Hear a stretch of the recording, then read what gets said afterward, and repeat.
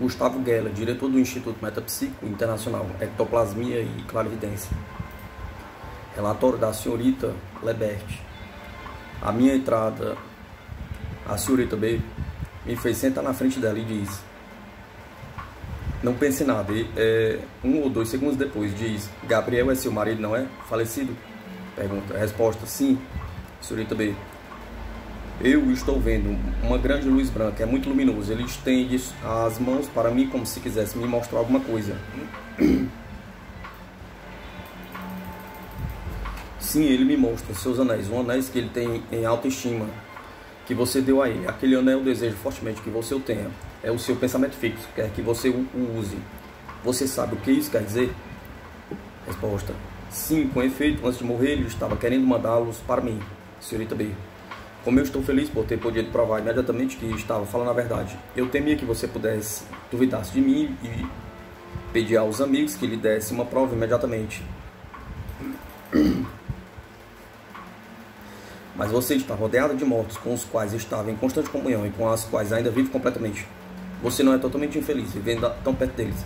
Vejo, acima de tudo, 3 grandes resplendores brancos, Gabriel e Al e André, como você está rodeada de A, de pessoas cujo nome começa com A.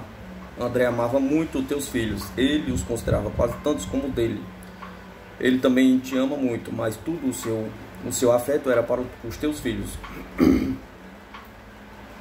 Al, você sabe quem ele é? Não consigo ver seu nome completo. Resposta: sim, Alberto, a senhorita B. Como ele é luminoso, não há cabeça, é um mingau. Não resta nada dele, está completamente esmagado. Todo o seu corpo não representa ser maior do que isso. Ele aponta a uma massa de 0,1 centímetro de altura. Você sabia que ele morreu assim? Resposta: sim, ele caiu de um aeroplano, senhorita B.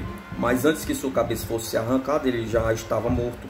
Eis que ele retorna inteiro agora. Ele te ama muito, te amava muito. Ele tinha um carinho especial por você.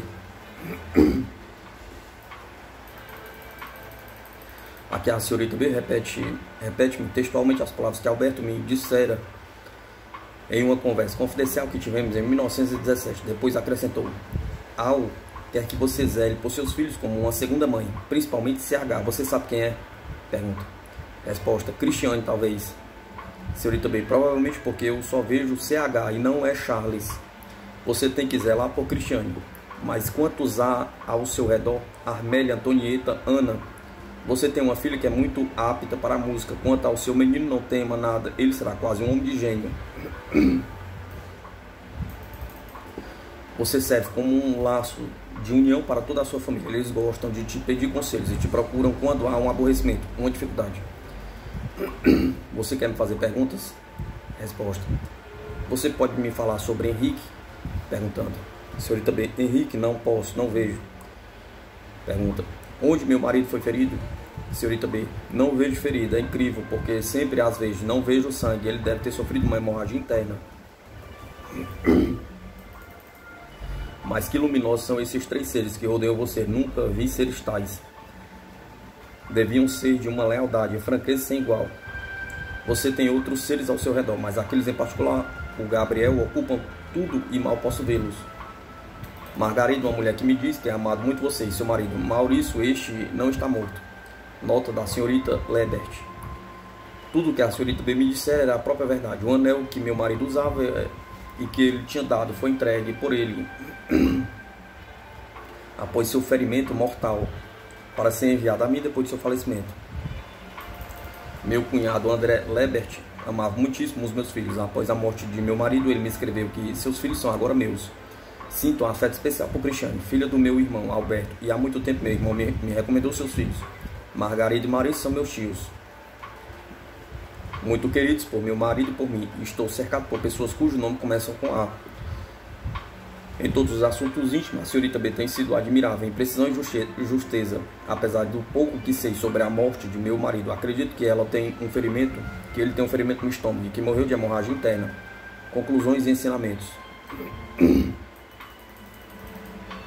O estudo experimental cujo resultado publicamos não está completo. Faltam 2 atas. A do médico inspetor-geral, o senhor Calmette, e a do Dr. Z. Quando o Dr. Calmette apareceu na casa da senhora B, ele descobriu que ela o conhecia, pois Por mais interessante que tenha sido a sessão, ela não podia mais ser conclusiva, uma vez que a senhorita B estava, é claro, ciente dos acontecimentos nefastos que a família de nosso eminente colaborador havia sofrido. A clara evidência da senhorita B foi, no entanto, além das circunstâncias conhecidas, permitindo-lhe reconstituir detalhes íntimos da vida do Dr. Calmet, detalhes que era impossível que ela pudesse conhecer, mas faltava-nos o interesse principal da sessão, que é dado pelo incógnito do visitante. De acordo com o Dr. Calmet, decidimos, portanto, não mencionar o seu relato. Outro ato que nos faltou é a do Dr. Z. No momento de entrar na imprensa, não tinha chegado até nós, mas a narração dela foi feita pelo próprio Dr. Z, perante 12 testemunhas, todos homens de ciência, metapsiquistas, e fazemos de cor o seu resumo até podermos publicá-lo na íntegra.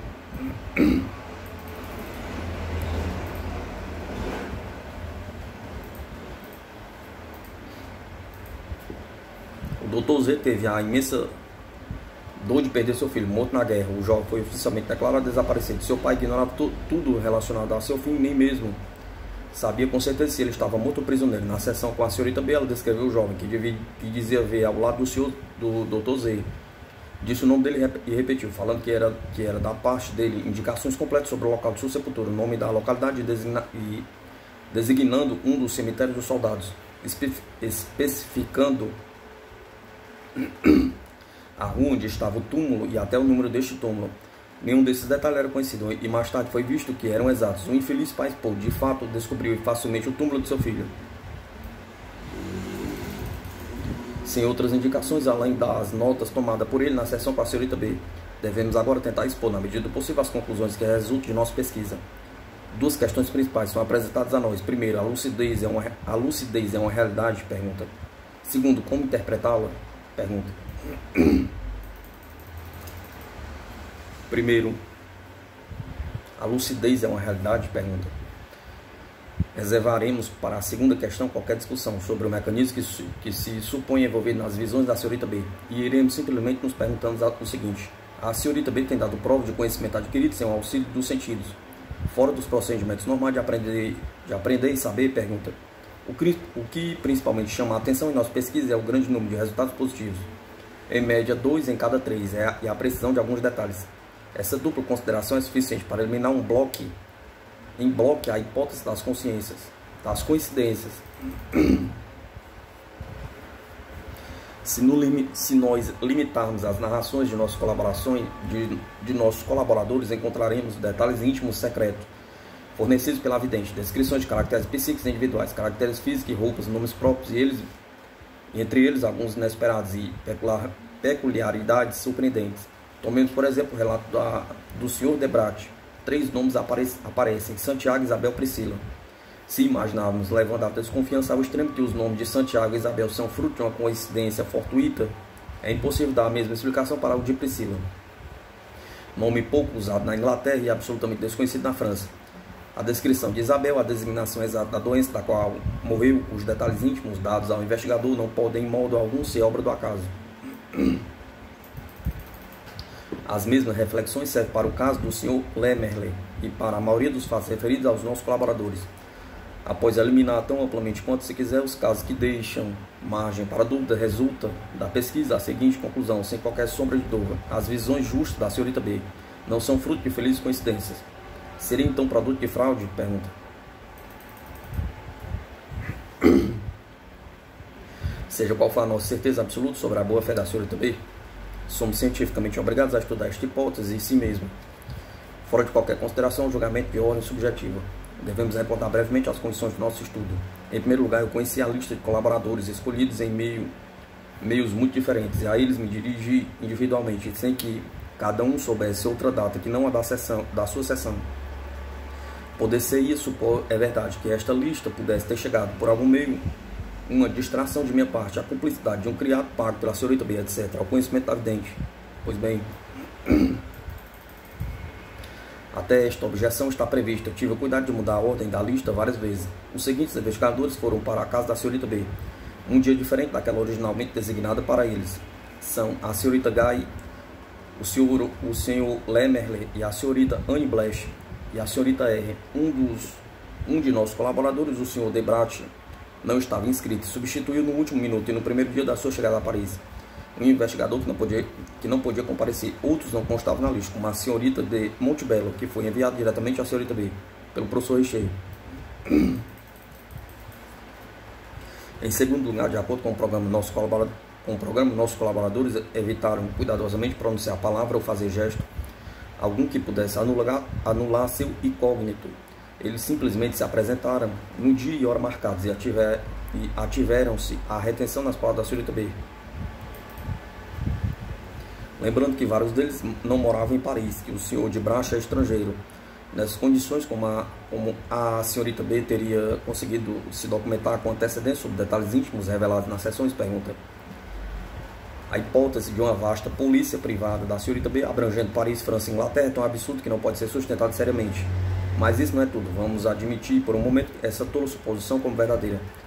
Teríamos resolvido apenas metade da dificuldade. Não teria sido suficiente para a senhorita B estar documentada. Teria sido necessário adivinhar de alguma vez quem era o colaborador anônimo que comparecia e não confundir suas informações. Terceira consideração, por último, muitos fatos revelados nas evidências da senhorita B não poderiam ser conhecidos por meio de uma investigação policial, por minuciosa que fosse.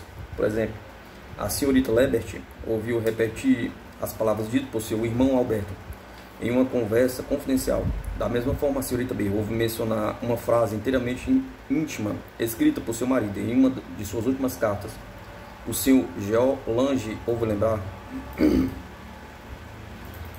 com espanto a estranha história de sua punição mediúnica, que ele era o único do mundo em saber e da qual não havia falado nem mesmo aos seus mais íntimos. Vemos até que ponto toda a fraude é impossível em nossa investigação.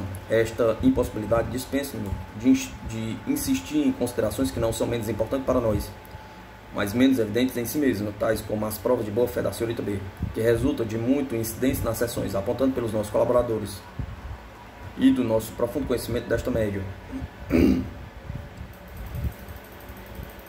Podemos, portanto, garantir formalmente que a senhorita B, tendo dado prova do nosso trabalho de investigação, de conhecimentos não adquiridos por vias sensoriais e por procedimentos normais, admite a lucidez. Devemos agora nos perguntar qual é o seu mecanismo. É uma simples leitura do pensamento? Pergunta. Observemos primeiro que esta expressão, leitura do pensamento, é imprópria. Quase nunca nas experiências e observações desta ordem é uma questão de leitura consciente do pensamento. Vários dos nossos colaboradores têm notado isso expressamente. Mas se em vez de leitura do pensamento dissermos comunhão mental, então a hipótese torna-se racional e deve ser tomada seriamente em consideração. Nesta hipótese, a lucidez da senhorita B consistiria essencialmente em uma leitura por parte de clichês mentais, geralmente subconscientes, do consulente. Haveria nesse caso como uma interpretação da subconsciência deste último pela senhorita B. Então, comunhão mental tomaria na vidente o aspecto espiritoide, por tempo de uma espécie de objetivação reflexa de uma imagem conforme ao clichê mental recebido. Ela teria criado inteiramente o espírito comunicante por meio dos elementos tomados inconscientemente do inconsciente do pesquisador. A hipótese da lucidez por comunhão mental apresenta a singularidade de ser tão difícil de eliminar quanto da prova de provar sua certeza. Parece racional, ela se oferece por si mesma imediatamente ao pensamento, porém indo ao fundo das coisas, se a questão é examinada de um ponto de vista rigorosamente filosófico. Não há razão forte para adotá-la sistematicamente.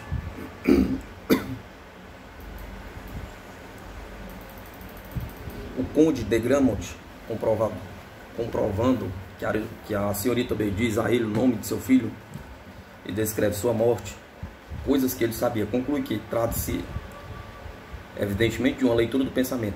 Não nos julgamos inteiramente como nosso eminente colaborador. O que é evidente não é que seja uma leitura do pensamento, é simplesmente que a leitura do pensamento não pode ser descartada como explicação do caso. Se considerarmos cada fato em si mesmo, quase sempre chegaremos à mesma conclusão.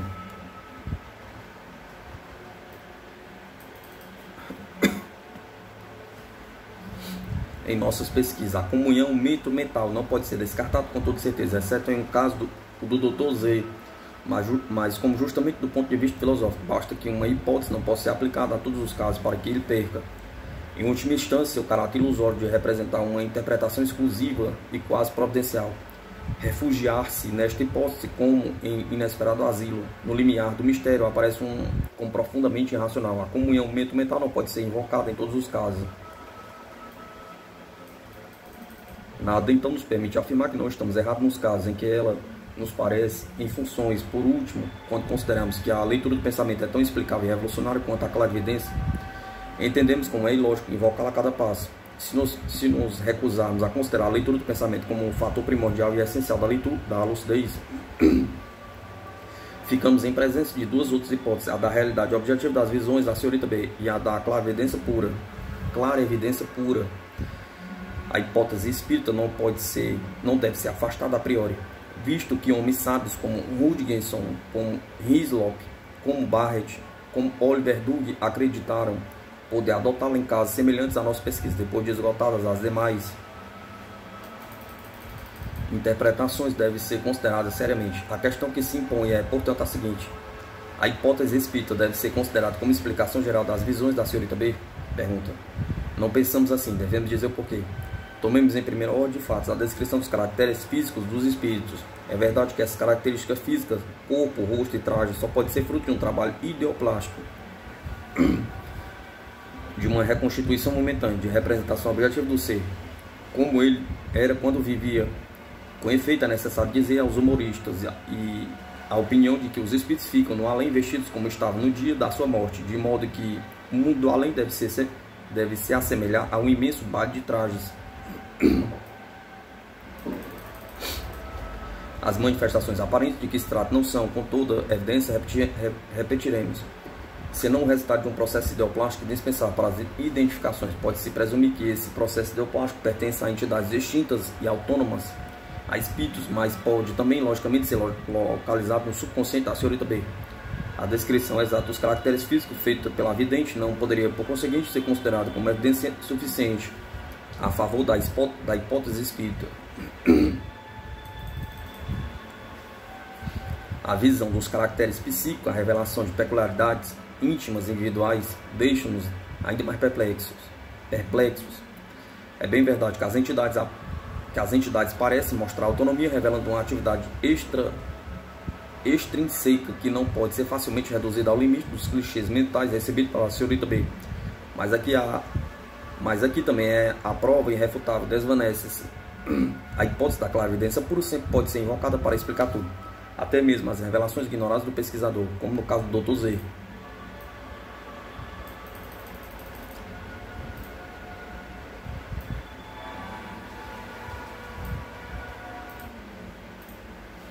Julgamos prudente, em qualquer caso, nós reservarmos uma opinião sobre esta matéria. Evidentemente, a questão da realidade ou não realidade dos comunicadores não pode ser nem mesmo ser proposta em nossa breve investigação. A solução do formidável e grandioso problema da sobrevivência não poderia ser tentada em um trabalho metapsíquico, parcial e fragmentário. Em qualquer caso, não pode ser concebido senão como o coroamento final do edifício metapsíquico. Um caso notável de auto-premonição de morte. O caso a seguir de auto-premonição de morte é notado pela precisão de seus detalhes. Detalhes que verifiquei eu mesmo, tendo sido como médico testemunha deste drama do princípio ao fim. O senhor Dencalce, de 76 anos, morreu em 31 de outubro de 1916. Cerca de 6 meses antes, embora gozasse de perfeita saúde, ele anunciou aos seus que sua morte viria antes do inverno. A partir daquele momento, ele não cessou, dia a dia, de afirmar sua convicção. No início, a família prestou pouca atenção a essas ideias negras, que pareciam não se basear em nada. Mas como o senhor Dencalce comia mal e emagrecia visivelmente, eles se inquietaram e quiseram que ele fosse tratado. O senhor Dencalce recusou energicamente, declarando que todos os cuidados eram inúteis. Acrescentou que não consentiria em consultar o médico, exceto quando percebesse que seus últimos dias estavam chegando. E isso unicamente por puro formulismo. 8 ou 10 dias antes de sua morte, ele declarou que sabia a data exata do evento, que seria o dia de Todos os Santos. Logo depois, cumprindo a promessa feita, concordou em chamar o médico. Eu vi pela primeira vez em 28 de outubro. A família já havia me informado previamente de sua obsessão. Encontrei um ancião muito enfraquecido, mas ainda ativo, levando uma vida quase normal e não mostrando indício algum de morte próxima. Eu o examinei cuidadosamente, não havia lesão orgânica em parte alguma, o coração estava funcionando perfeitamente, ele não tinha febre. O único sintoma móvel que pude encontrar, sintoma que nada tinha de alarmante, consistia em alguns sinais de bronquite crônica leve que o senhor Dencausse sofria durante os invernos, de muitos anos atrás, sem guardar a cama.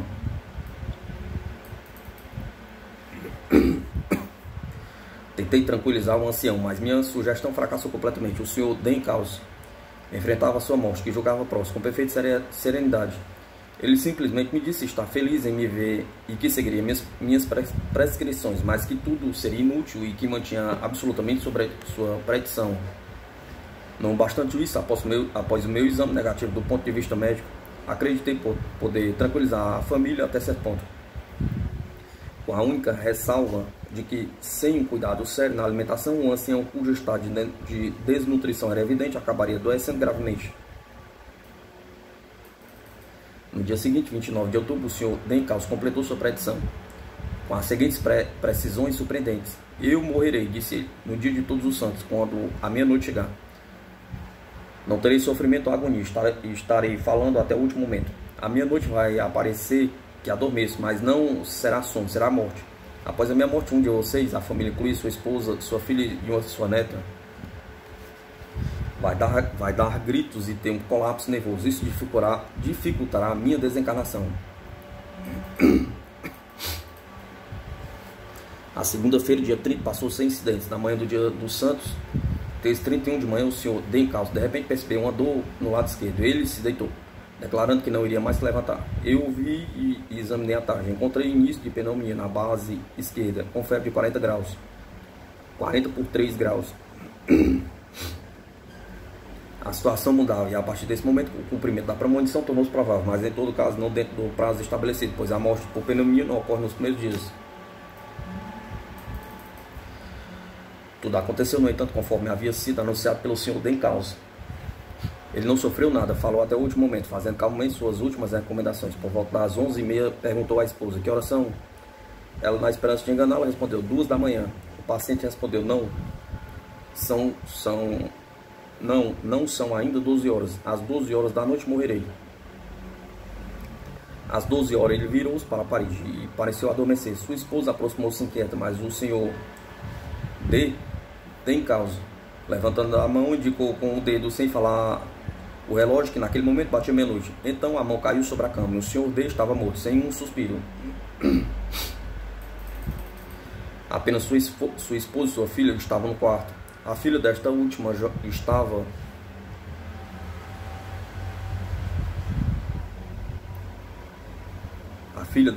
estava em uma sala imediata. Foram avisá-la com cautela, mas esta jovem, de grande intelectualidade, muito instruída, geralmente muito dona de si, sofreu então uma violenta crise de desespero. Soltou gritos agudos e continuou até o amanhecer em um penosíssimo estado nervoso.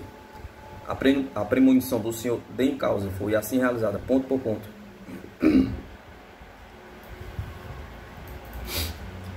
Para ser completo, deve dizer que o senhor Dencausse atribuiu a sua premonição à revelação espírita.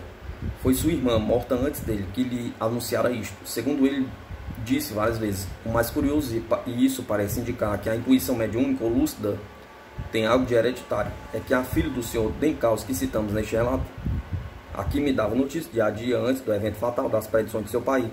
Ela também possuía poderes de clarividência extremamente notáveis, e a senhora Fraia, tão conhecida por todos os pesquistas,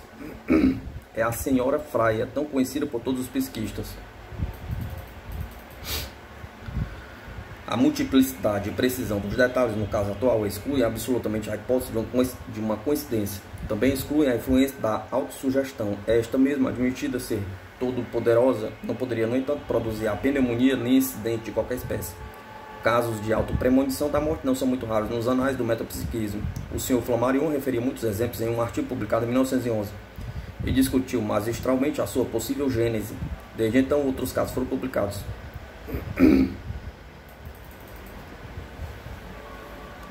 Creio-me no dever de recordar em algumas linhas os principais dentre esses casos, remetendo o leitor para detalhes e referência a obras especiais. Algumas dessas premonições apresentam analogias chocantes, como a do Dr. Dencausse. O caso de Jean Vitalis é particularmente comparável àquele. Caso de Jean Vitalis, referido pelo Dr. de Sermin.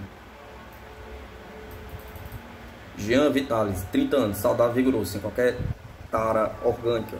Foi atacado por reumatismo articular agudo, atendido pelo Dr. de Sermin. A doença estava seguindo seu curso, a maioria das articulações estava inchada e muito dolorosa. O doente estava em febre alta. Certa manhã, na visita diária, ficou surpresa ao ver o enfermo curado, vestido cheio de alegria e ânimo.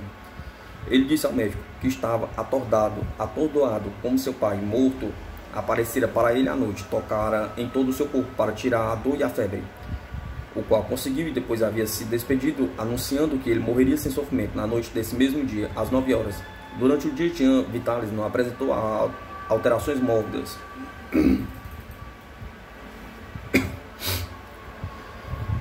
O exame clínico do médico foi totalmente negativo. Em particular, não havia sintoma algum de reumatismo cerebral. A febre havia desaparecido totalmente. Jean Vitalis, com um grande apetite, pediu que lhe servisse um bife com batatas, que devorou e passou o tempo colocado em ordem sem assuntos. E passou o tempo colocando em ordem seus assuntos, sem ter a menor dúvida quanto ao cumprimento da predição e apesar dos esforços dos amigos e da família para fazê-lo pensar em outra coisa.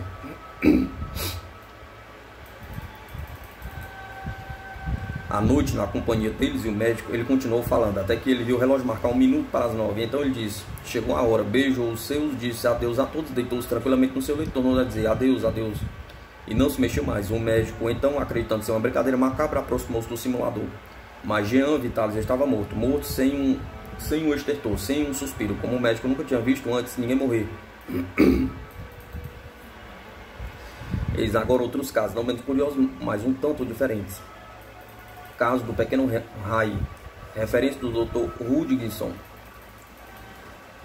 O pequeno Ray era um menino de 2 anos e 7 meses, em perfeita saúde. Um dia ele disse que seu irmão mais novo, que havia morrido pouco tempo antes, estava chamando e queria levá-lo com ele.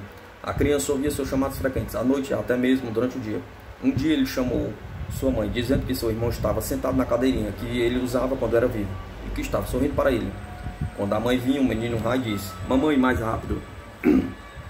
Não está mais lá. Se você tivesse visto como ele sorriu para Ray, quando o Ray passou ao lado dele, Ray vai embora com ele, mas não, você tem que chorar, mamãe. O garoto morreu em efeito de uma doença repentina, 2 meses depois de seu irmão.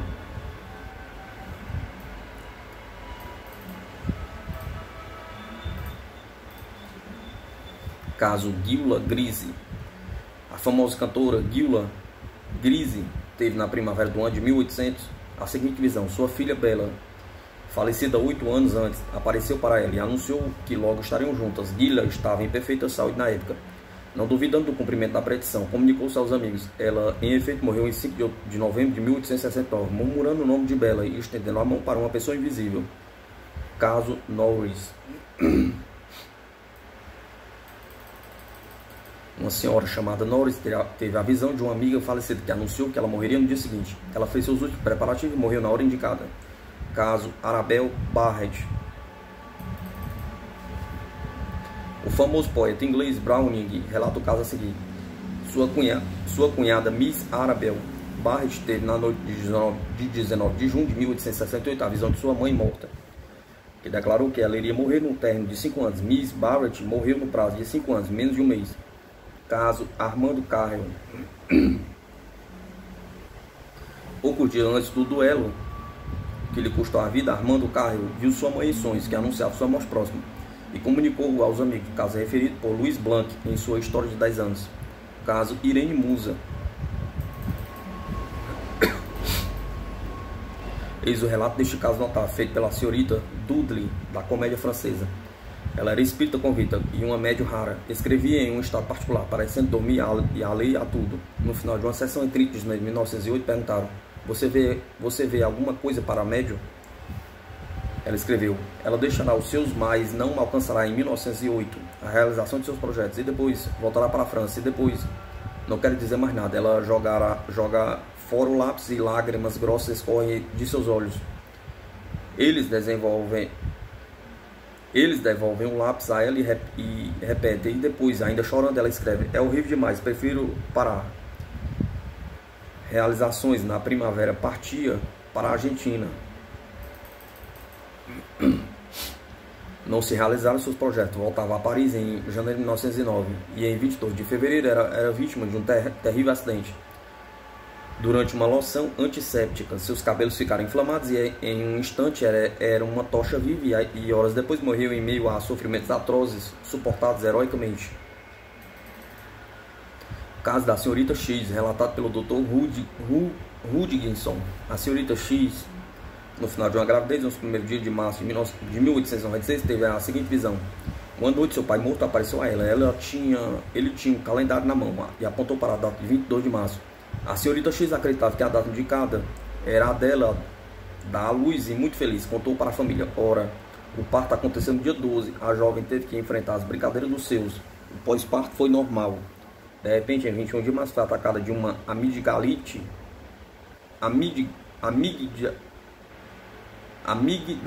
aguda, imediatamente complicada por meningite fulminante. Entrou em coma e morreu no dia 22. Eis aqui outros casos em que a premonição não revestiu o caráter espírita, mas manifestou-se em um lampejo de lucidez, seja durante o sono ou na vigília. Caso da religiosa de Tinos. Trata-se de uma freira louca há 8 anos atrás, recluída em um asilo para alienados. Uma manhã ela de repente parecia curada e falava razoavelmente. Para profundo espanto do Dr. Desirmine, sob os cuidados de quem ela estava, ela então disse a ele que iria morrer na noite seguinte. O médico a examinou e não encontrou febre ou sintomas de doenças orgânicas. No entanto, ela morreu durante a noite. Caso da anciã inválida no hospital de Saint-A.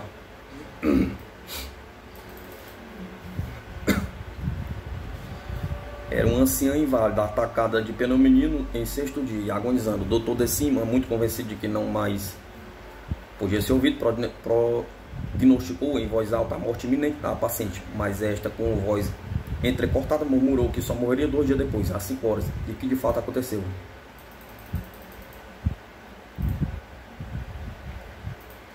Caso Giovanni Segante, relato pelo senhor de Vesme. O grande pintor Giovanni Segantini morreu de peritonite superaguda, provavelmente de origem apendicular. Aconteceu que 3 dias antes, em plena saúde, ele estava trabalhando em uma pintura que designava com o título de A Morte. O quadro representava uma vista do Engadin, ao fundo uma cordilheira coberta de neve. Em primeiro plano, um planalto igualmente nevado. Nesta planície, à direita, uma casinha alpina, da qual retiraram um féretro acompanhado por várias pessoas. Um pouco mais longe, um trenó, entrelado a um cavalo, espera.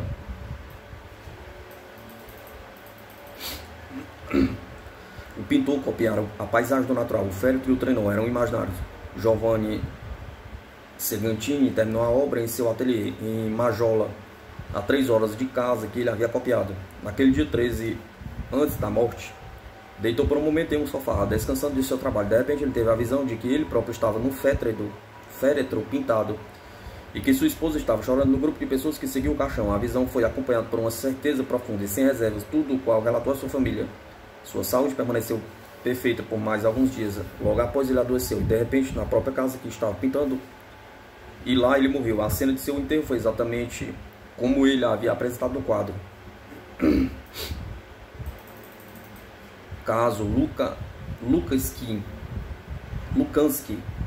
O senhor Lukansky, alto funcionário da Marinha Russa, teve no início do ano de 1895 um sonho terrível.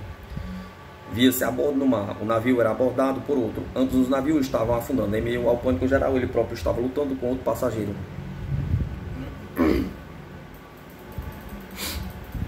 Pela posse de uma boia de resgate, finalmente ele caía na água e se afogava. Com efeito, ele morreu em junho de 1895, afogado no Mar Negro. A consequência de uma colisão do navio onde ele estava com outro navio. Todos os detalhes da visão foram exatos. Quando o senhor Lukansky teve que embarcar, ele reconheceu o navio visto em sonhos e tinha a certeza do que o esperava. Caso de Messina, relatado pelo Dr. Calderoni. O senhor Domenico Fleres, conselheiro da audiência de Palermo, estava de férias em Banso com sua esposa, sua filha e sua netinha. As duas últimas, que moravam em Messina, voltaram a esta cidade no final das férias. Ao se despedir, a menina, beijando o avô, disse-lhe com insistência que não haveria mais. Pouca importância foi dada às palavras da garota. Na tarde de 27 de dezembro, a menina colocava o tocado noturno ajudado por sua mãe. Quando a mãe estava calçando as meinhas nela, a menina disse: mãe, você está colocando as meias da morte em mim. Ela repetiu essas palavras, apesar dos protestos e tristeza de sua mãe, até que adormeceu. Poucas horas depois sobreveio a terrível catástrofe que destruiu a Messina. A menina apareceu esmagada sob os escombros da casa. Pereceu esmagada sob os escombros da casa. Caso de Edimburgo. Devesme. História do Espiritismo. Um menino de 8 anos, cujos pais viviam em um castelo nos arredores de Edimburgo, brincava um dia tranquilamente, quando de repente o viram empalidecer e permanecer imóvel. Após alguns instantes, a criança disse as seguintes palavras: vejo um menino dormindo, deitado em uma caixa de veludo, com uma colcha de seda branca, ao redor há grinaldos e flores. Porque meus pais estão chorando? Pergunta. Esse menino sou eu.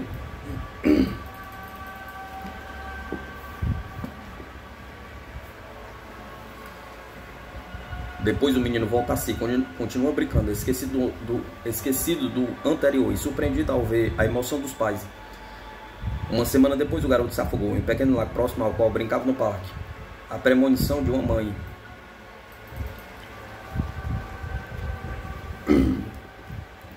Este caso me lembra uma premonição que testemunhei e vou relatar para terminar, embora não seja uma auto-premonição, mas de uma premonição de uma mãe a respeito de seu filho.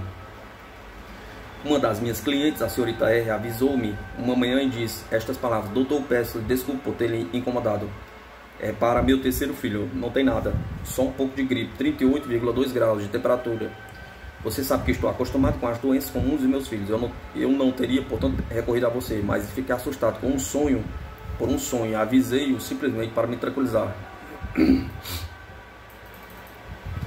Há 5 dias à noite tive uma visão atroz. Vi este menino morto em sua caminha. Estava rodeado de velas acesas e enfeitadas para o enterro. Assustado, corri para o quarto das crianças. Todos eles dormiam pacificamente. No dia seguinte, a saúde do menino continuava perfeita. Só esta manhã o encontrei abatido. Tomei sua temperatura e encontrei uma leve febre. E obcecada pelo meu sonho, mandei chamar você imediatamente. Examinei o menino. Ele não apresentava qualquer sintoma de afecção visceral ou febre eruptiva. A auscultação também deu um resultado negativo. Terminei com um exame de garganta e encontrei uma forte angina de difteria. As amígdalas estavam cobertas por falsas membranas. É evidente uma difteria evoluindo dissimuladamente, sem dor, sem sintomas alarmantes, mas mesmo assim muito grave. Isto é, como se sabe, uma forma comum de difteria. Fiquei muito surpreso, pois naquela ocasião não havia epidemia. Era um caso isolado e a origem da doença ficou no mistério. Eu imediatamente coloquei nele uma injeção massiva de soro antidiftérico. À noite, a situação era grave. O menino estava muito pálido e completamente prostrado. A difteria havia invadido a laringe. Havia tosse grupal e sibilâncias. Repeti a injeção de soro e preparei o entubamento para caso de ameaça de asfixia. Mas durante a noite os efeitos do soro começaram a ser notados. A partir do dia seguinte a melhora era visível. O menino começava a desprender as falsas membranas. Curou completamente. A premonição, portanto, não foi cumprida. Mas sem a premonição, a senhorita R teria me avisado tarde demais. Teria havido pelo menos um atraso de 10 horas na aplicação do soro. Dada a natureza da doença, a morte seria muito provável. Graças à sua premonição, a senhorita R sem dúvida salvou seu filho. Esses são alguns dos fatos oferecidos à meditação dos psiquiatras. Vou abster-me de qualquer comentário pessoal por enquanto. Nisto, permaneço fiel à minha convicção de que não pode haver interpretação isolada deste ou daquele grupo de fenômenos metapsíquicos. Que toda a psicologia normal e supranormal forma um bloco capaz de ser explorado em detalhes, mas que, para ser realmente conhecido, precisa de uma visão geral, alta e clara do conjunto. As experiências do Dr. Ost sobre a lucidez com o objetivo humano.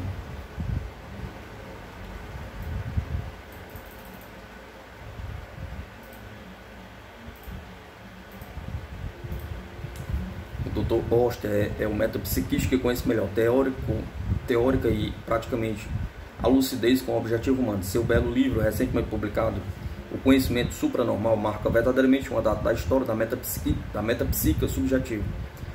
Não posso agora fazer além de encaminhar o leitor a este livro, contando-me em expor aqui os principais ensinamentos deduzidos da experiência de Hoste.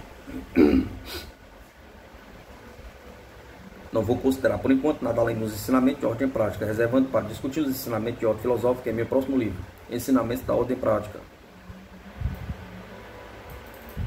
Os ensinamentos de ordem prática no livro de Hoste são muito numerosos. Eu vou me contentar em resumir os mais importantes. Irei considerar sucessivamente. Primeiro, as condições habituais da faculdade lúcida. Segundo, os resultados obtidos. Terceiro, o papel desempenhado pela comunhão mente-mental. Quarto, os erros.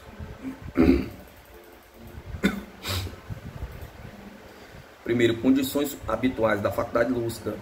A faculdade lúcida está condicionada por contingências que é muito importante conhecer para tirar delas o melhor partido possível. Essas contingências são relativas aos sujeitos e às modalidades experimentais. Contingências relativas aos sujeitos. Em primeiro lugar, é preciso levar em consideração as especializações dos clarividentes. De início, a faculdade lúcida parece não ter limites. Na realidade, a experiência mostra que não existe clarividente universal, na mediunidade subjetiva, como na mediunidade objetiva. Os sujeitos sempre chegam a se especializar mais ou menos estreitamente. Essa especialização, uma vez estabelecida, é quase imutável. O Dr. Hoste observa a grande importância prática desta verificação. Seu desconhecimento, diz ele, esteriliza a investigação e o estudo. A especialização afeta não apenas o gênero da lucidez, mas também os meios bem conhecidos, espontâneos ou rotineiros, que parecem provocar o aparecimento da faculdade supranormal.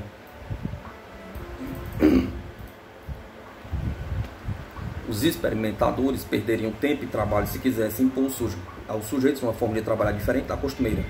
Eles devem, antes de tudo, se adaptar e adaptar seus métodos de exame aos médios. Agindo assim, é possível sempre obter comprovação e resultados muito satisfatórios, sem constranger os hábitos do sujeito e sem o risco de anular, pelo fato de seguir um comportamento diferente. Suas faculdades estão delicadas.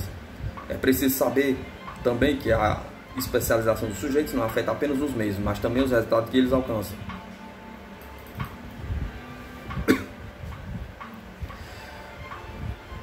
O estudo da faculdade do superconhecimento leva depois à verificação se os sujeitos que a possuem são diferentes em suas capacidades individuais, que não é possível encontrar dois semelhantes. Disse-ia que devido a disposições psicológicas diferentes em nuances, cada um retira da realidade um conhecimento fragmentário e variável em natureza e extensão. Na faculdade paranormal não existe essa hierarquia artificial de fenômenos que eu criei para a comodidade de exposição, aquele que pode o mais, nem por isso pode forçosamente menos. Uma pessoa é rabdomante e nada mais do que isso. Outra é notável tradutora da personalidade humana. E para ela as vidas individuais não têm segredos. Mas não percebe nada do real. A senhorita Prisby, informado do futuro, a maneira de um Deus, é acaso incapaz de ver o que se passa em um quarto próximo ao seu, ou de encontrar um pedaço de cobre escondido no chão, etc. Portanto, não há que se pedir a nenhum sujeito nada além do que costuma dar, para experimentar com êxito. Por último, é importante saber que existem grandes variações da faculdade lúcida de um mesmo sujeito, bem como saber as causas disso.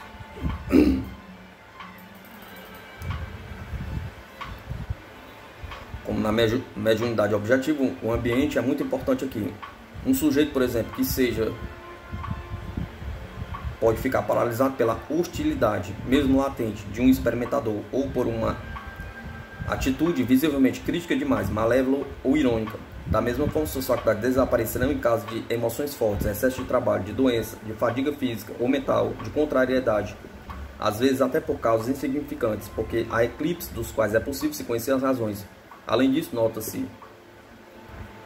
sem se conhecer os motivos, uma grande variedade da potência da ação lúcida, segundo os observadores. Certas pessoas de Hoste são traduzidas por todos os sujeitos, outras muito bem, moderadamente ou mal, dependendo dos sujeitos. Algumas, em suma, quase parecem intraduzíveis para qualquer sujeito. Contingências relativas a modalidades experimentais. O experimentador deve evitar documentar o sujeito, seja com suas perguntas, seja com palavras imprudentes ou simplesmente com sua atitude. Em qualquer caso, ele não pode permanecer absolutamente passivo. A experiência mostra que uma espécie de colaboração muito discreta com o sujeito pode ajudar muito em suas faculdades lúcidas. Por exemplo, um erro grande do sujeito deve ser imediatamente advertido. Assim fica impedido de enveredar para uma falsa via.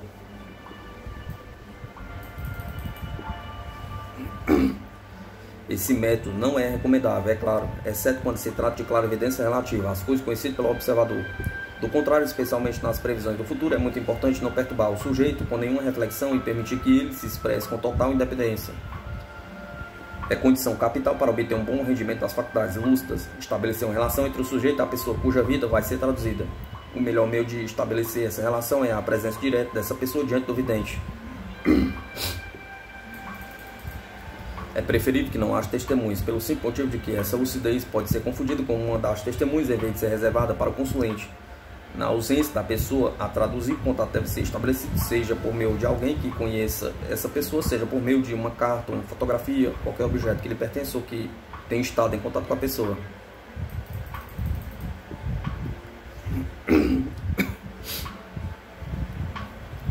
O papel que os objetos desempenham na clarividência merece um estudo aprofundado. A condição mais comumente favorável é aquela em que a produção do superconhecimento é obtida colocando-se nas mãos do sujeito um objeto possuído, ou melhor, habitualmente tocado pelo ser distante e que se tenta perceber.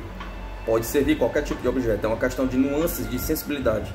Alguns sujeitos encontram o melhor excitante de sua faculdade no toque, seja na matéria orgânica da pessoa dada como objeto, cabelo, unhas, dentes, sangue, fragmento de exérese, cirurgia, etc.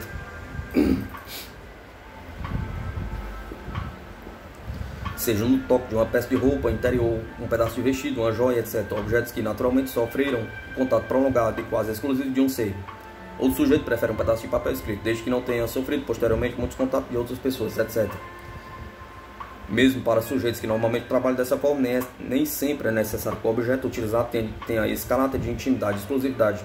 O suporte, às vezes, pode ser tão leve que tenha conseguido trabalhar com um sujeito em hipnose sobre pessoas distantes, colocando em sua mão, por exemplo, um livro da minha biblioteca, e lido meses antes da pessoa de referência, ou, mais ainda, fazendo tocar o braço de uma poltrona em que essa pessoa se sentou, etc.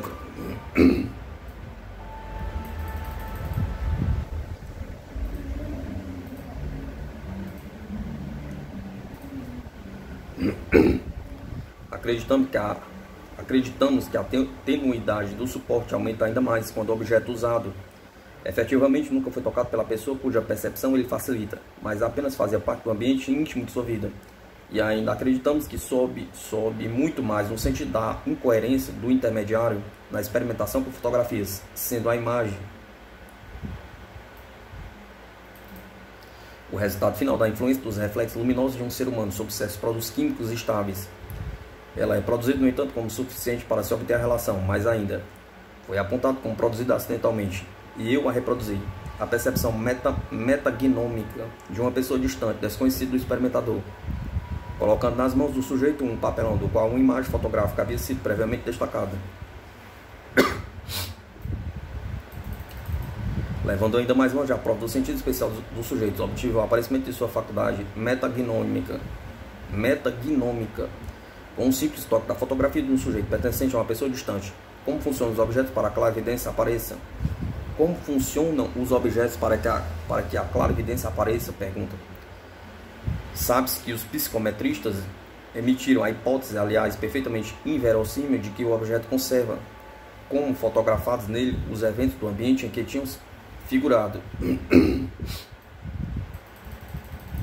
Segundo Austin, os fatos têm refutado essa hipótese.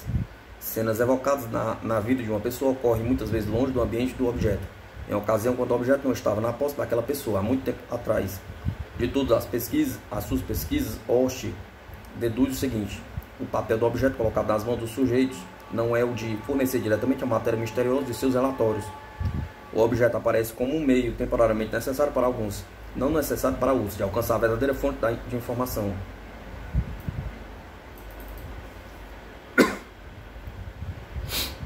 Na verdade, o objeto não é mais do que um simples localizador do trabalho lúcido e não um registrador de eventos. Ocorre como se o vidente, ao entrar em contato com o objeto, estivesse na presença da pessoa, o objeto da experiência. Esta lei, porventura, permite compreender. Seja-me permitido fazê-lo observar de passagem alguma das experiências de Stefan Osselwick.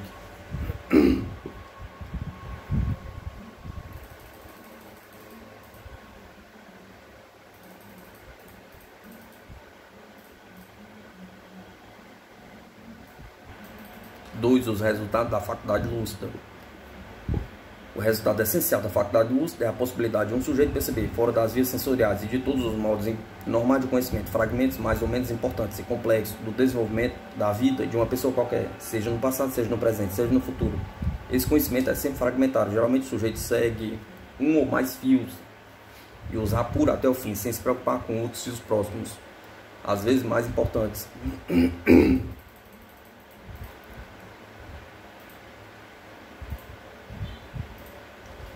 O que há de mais maravilhoso na lucidez é a antecipação do futuro. Sobre isso não há dúvida possível. E diz Hoste,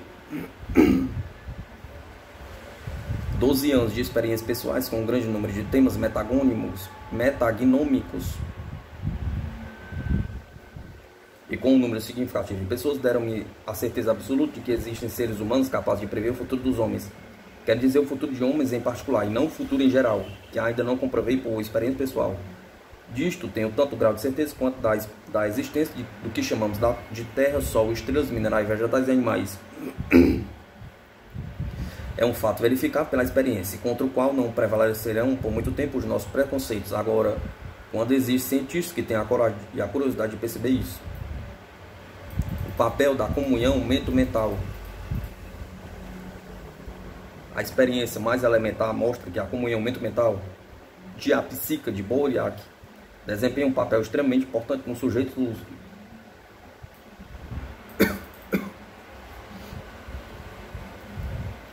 A opinião contrária só pode ser mantida por um equívoco. A diapsiquia foi negada às vezes porque o pensamento consciente voluntário quase nunca foi transmitido do observador para o sujeito. Mas analisando os resultados da ação lúcida, vê-se logo que a transmissão do pensamento consciente torna-se mais fácil quando é involuntária. Já o pensamento subconsciente é transmitido com extrema frequência e com mais facilidade. Utilizem-se de sujeitos sensíveis à modalidade subconsciente do pensamento, diz Hoste.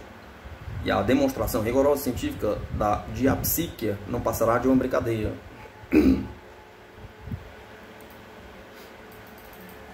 Uma prova importante da transmissão da mentalidade subconsciente é dada pelo fato de que, para toda pessoa colocada na presença de um sujeito, o que ele sabe dessa pessoa, de acordo com a realidade aumentada, a precisão e a abundância da informação metagnômica.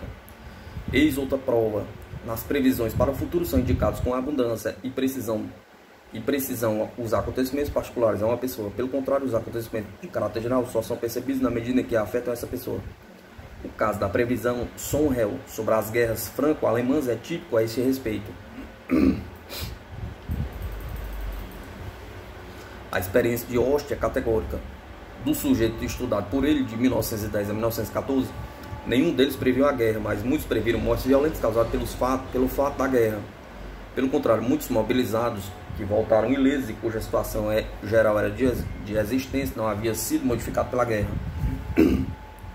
Não havia recebido dos sujeitos que eles tiveram a oportunidade de consultar antes nenhuma previsão relativa ao grande acontecimento. Para eles foi transmitido conhecimento supranormal, como se a guerra tivesse sido apenas um incidente geral sem importância particular. Nada mais surpreendente e notável, conclui Hoste, do que a frequência de presciência das fases da existência da personalidade humana, em oposição à extrema raridade da presciência dos eventos gerais. De sua experiência sobre as modalidades da clarividência, que estudou por muitos anos, Hoste é levado a formular a seguinte regra, que merece ser chamada a lei de Hoste. Quando um sujeito revela momentos na vida de uma pessoa que está em sua presença, é dessa pessoa que vem seu conhecimento paranormal. Essa regra é igualmente verdadeira para o passado, o presente e o futuro. Veremos a propósito dos ensinamentos filosóficos quais são as induções capitais que esta lei envolve. 4. Os erros. Não haveria razão para nós determos em falar sobre os erros num sujeito lúcido. Erros naturalmente muito frequentes, se o seu estudo não nos trouxesse ensinamentos preciosos. Qualquer que seja o poder de suas faculdades, os sujeitos erram muitas vezes e erram toscamente.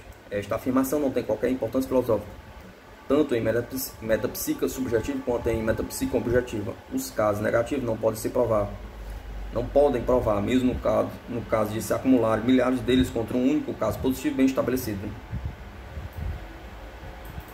O professor William James afirma com humor esta verdade.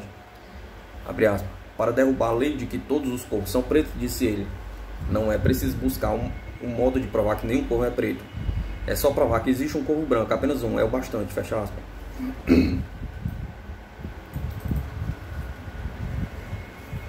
As pessoas que raciocinam e disparatam sobre os eclipses, os erros e as mentiras da mediunidade deveriam ter muito presente na imaginação a forma de William James para acreditar na verdade metapsíquica. Não é preciso provar que nunca houve erros ou fraudes mediúnicas, nem que este ou aquele médium não se enganou ou empregou truques.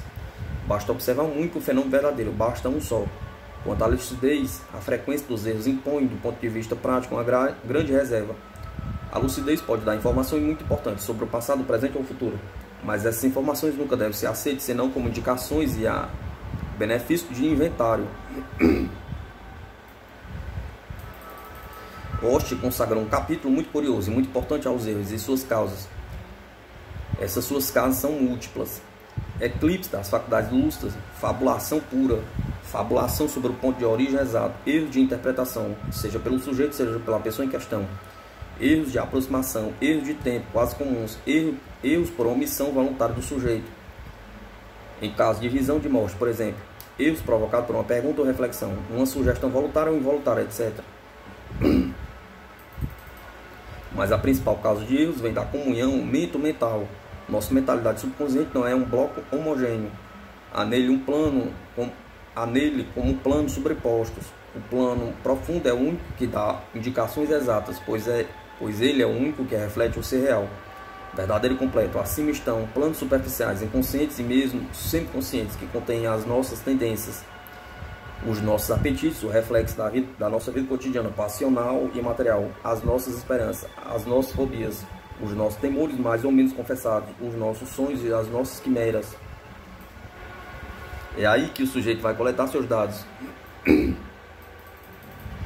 E essa é a fonte de erros perpétuos. Contudo, não existe nenhum critério seguro para diferenciar o erro da verdade, porque não nos conhecemos a nós mesmos. Coisa notável, a repetição de erros, passar de um sujeito para o outro, é extremamente frequente. Uma afirmação que choca uma pessoa, para bem ou para mal, forma uma impressão em seu inconsciente superficial, que imediatamente atrai a visão lúcida de outro sujeito.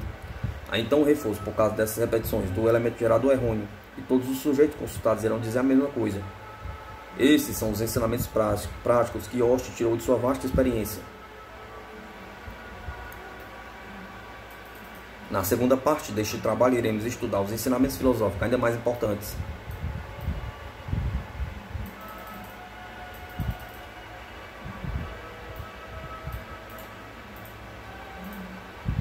Gustav Geller, diretor do Instituto Metapsíquica Internacional, Ectoplasmia e Clarividência.